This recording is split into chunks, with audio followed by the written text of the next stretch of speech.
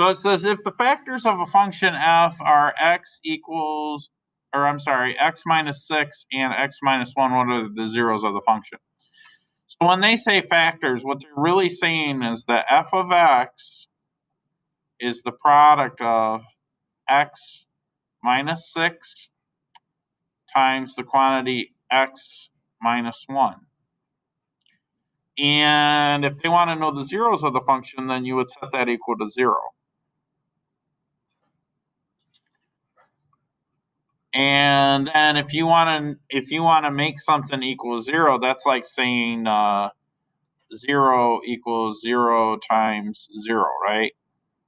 In other words, x minus 6 has to equal 0, or x minus 1 has to equal 0. And that'll guarantee that the whole thing equals 0. So if I do a little bit of algebra by adding 2 to both sides of the equal sign, or not 2, adding 6 to both sides of the equal sign here, I get x equals positive 6. And if I add 1 to both sides over here, then I get x equals positive 1. So then that would be not A, oh, C, right? The answer would be C.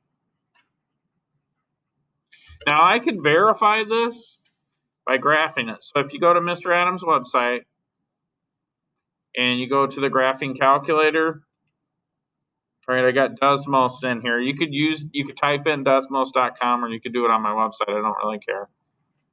But I could just say x minus 6 times the quantity x minus 1.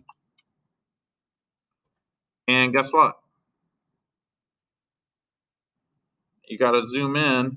What did I do? Oh, I'm not done. I hit a button.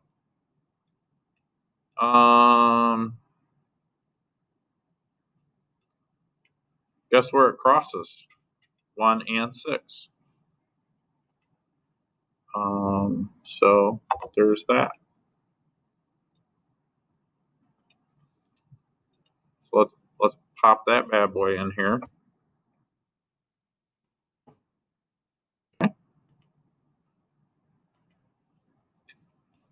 And there you have it.